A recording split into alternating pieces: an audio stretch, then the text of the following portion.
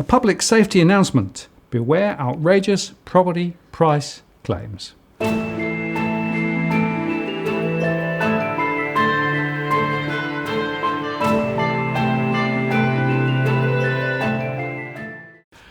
Martin North. John Adams, in the interest of the people.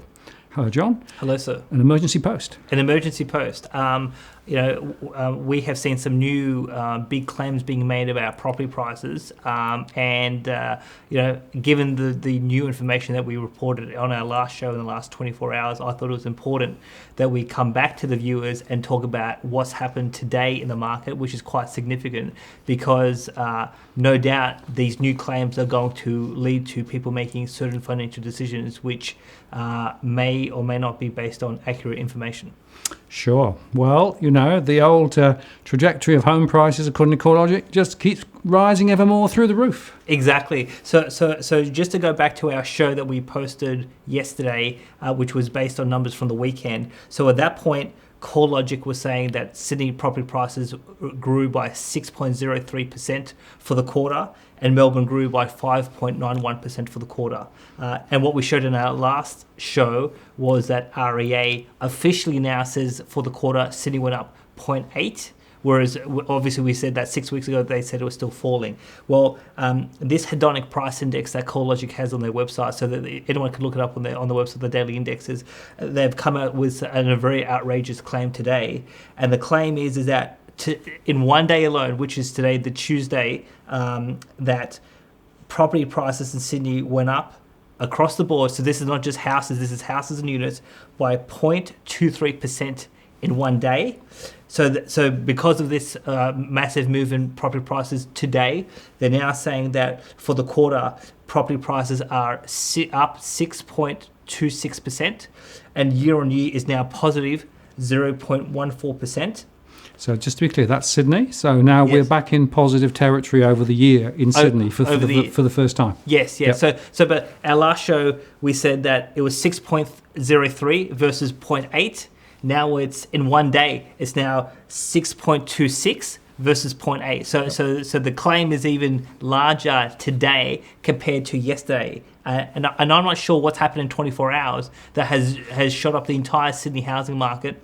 Again, houses and units by 0.23% in a day. And just to round off in terms of Melbourne, because Melbourne is also a significant claim, they're saying that today Melbourne property prices went up 0.14% for the day, which means that they've gone up 6.08% for the quarter, and now they are 0.65% positive year on year. So again, these are very big claims made by CoreLogic. And again, what we said in the last show, the REA, realestate.com.au, they have the most richest sources of information directly from agents. They are saying that they just don't see these numbers. And again, I'm sort of scratching my head as to how did the market move so rapidly within 24 hours, Martin? I mean, maybe you have an explanation. Well, what is true about this hedonic index is it does oscillate a little bit.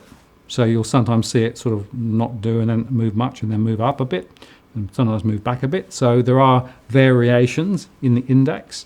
It's not totally clear to me on what drives that variation because, of course, it's all in a black box, really. But nevertheless, the net effect of all of this is to drive the home price index significantly higher. And as you say, it does seem really weird that it's so high as it is now. Yes. Now, so we saw a couple of interesting things that we should sort of talk about this. Now, the Commonwealth Bank today put out some reporting to say that buyers' intentions now are near peak levels. So basically, when the market was red hot in 2017 and everyone wanted to get in the property market, CBA is now saying their data is saying that everyone is red hot now. And that everyone wants to jump in. Now, I'm not sure I necessarily accept that premise about buying intentions, but even if you did say that everyone wants to jump into property to the same extent that they did 2 years ago, and again, there's good evidence to suggest that it's not. And when you look at wages, when you look at savings, when you look at mortgage stress, all of these factors that your data set talks about, things are far worse for households today than they were in 2017. But Commonwealth Bank says today, people are as enthusiastic as 2 years ago that they want to buy. So, but even if you accept that people are that enthusiastic, just because you're eager to do something doesn't mean you've done it. you've done it. And I would argue that the credit flows in terms of mortgage lending, we haven't seen that requisite strength required that would mean that all of this intention, if it's real, that would lead to a massive amount of property sales and prices to go up to the extent that they have. Yeah, well, the CBA thing is a bit of a new innovation, I think, the way they're now doing it. So that's the first thing to say. The second thing is to say my own surveys on household intentions and, intention to transact over the next 12 months has come up a little, but it's certainly not anything like where it was back in 2017. And investors in particular are still not wanting to commit at the moment. So certainly my data would be conflicting with the CBA data. Yes. Now, the other thing I should just notice is that because you said that the CoreLogic index, it does vary from day to day. It can go up and it can go down. But the reason why today's increase up is significant is because Tim Lawless, the head of research at CoreLogic, issued a tweet, and he basically made it sort of official. So let's put the tweet up on the screen. Quote, cause for celebration or commiseration. According to CoreLogic's daily index, Sydney housing values moved back into positive annual growth today, following Melbourne, where the annual change turned positive early in the month, but still down 8.8% and 4.7% from the 2007 peak. So, the head of research is basically saying, that he's basically claiming these numbers. So this is not a mistake. These are not just, a daily variation that's going to going down. He's basically saying that these numbers are up, and they're standing by these numbers, which I find again extraordinary because I think it's incumbent on CoreLogic to explain, well, how have they calculated these numbers, given when a rival group is saying the numbers are nowhere near their numbers. And there is some information on their site as to how the hedonic index works, but it is rather partial and it's rather light on in terms of where those information feeds come from. So it's not completely clear to me as to precisely how they get to the numbers they get to. Yes. Now, one point to make is, so again, why is this important? And we were talking about this in our show in October. The reason why this is important is that because the entire society, is basing their view on the market based on these numbers. So again, the ABS, the RBA, the government, the Treasury, in terms of the banks, in terms of real estate agents, everyone quotes CoreLogic, including the mainstream media. And if they're wrong with these numbers, a false narrative, again, what you spoke with Joseph Walker, and a false perception is being perpetuated throughout the market. And the question is, well, if people are making financial decisions now, is it on good information or bad information? Well, certainly I know that people are being influenced by these numbers. I'm seeing it in some of the email correspondence I'm getting at the moment from people who basically say, prices are taking off, I need to do something quick because otherwise I could miss out. So fear of missing out is now really a very strong element. But if it's supported on a set of numbers that are a bit shaky, then that's a big deal. Yes, and I got a tweet today from someone who suggested that real estate agents across the Sydney market, in order to lock people into certain transactions, are quoting these numbers and saying the market is booming, it's rocketing back. If you don't get in now, you're going to miss out, and it's now becoming a reinforcing mantra, a narrative. Again, what we called before integrated propaganda. It's all being pushed out there. And the other thing I should say is that now we're starting to see economic forecasters now really get behind these CoreLogic numbers and revalue their forecasts. So last week we saw SQM Research. So today HSBC has released their new property price forecast for 2020. They're saying that the nationwide property prices will rise between 5 to 9% for 2020, and that Sydney will go up between 8 to 12%, and Melbourne will go up 10 to 14%. So again, because again, this new forecast was reported by the Australian and by Bloomberg. So it's like CoreLogic says X, then the media reports this, then the real estate agent says C, or these credible media organisations are saying these numbers, and this is how the innocent property investor or potential home buyer is listening to all of these various sources who are supposed to be independent. They're all saying the same thing based on a set of numbers which are highly questionable in my view. Well, certainly single source is always worry, right? So if you're a journalist, what you should be doing is pulling multiple sources together and weighing them up and coming to a conclusion. But I haven't seen anybody refer to the REA series at all. Everybody just grabs onto the CoreLogic series and runs with it. Yes, and the question has to be asked, Martin, is why is it just you and I, of anyone in the country, talking about this big controversy around property prices? So, with the last couple of shows that we've done, I mean, I have sent these shows to a number of journalists who I know. I have spoken to some journalists on the phone about this. And yet we have seen no reporting about this controversy, and there's no objective questioning by the mainstream media.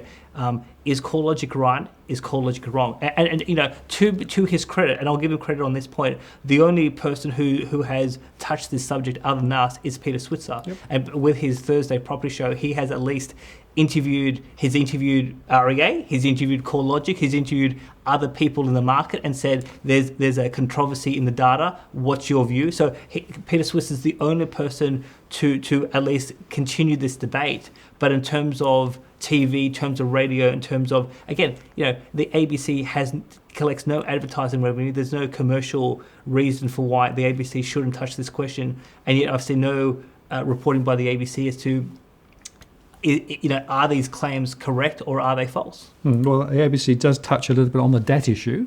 Yes. But not on the index. They just religiously report it. Precisely. So to the title of the show, because these are what I view to be outrageous claims that CoreLogic are unwilling to justify in terms of being precise about how they've calculated these numbers, I thought it was imperative for us to issue our own public safety announcement about this, and basically to say to people, if you're thinking about getting into the property market, it's important that you do proper research. And obviously you have to weigh the pros and cons of buying and selling given your financial circumstances.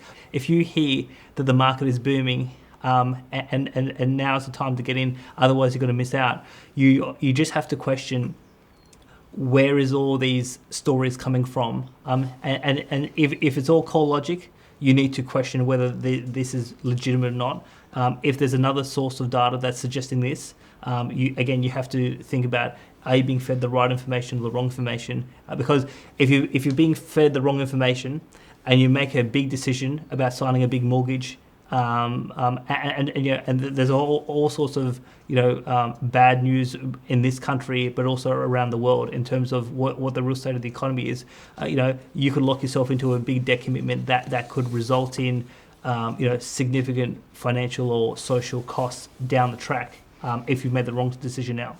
Yeah, and I think it's really important people should look locally, get information locally. Don't just take a generic average across the whole of the market as gospel truth, right? Get multiple triangulation points on the information, because it's quite clear to me that the reality is way more complex than these indices would actually suggest. Indeed. And the last thing I would say, and we sort of touched on this point during this conversation, is, because everyone relies on CoreLogic, and CoreLogic themselves say they are the market leader. You said that there's a black box around how they calculate these numbers.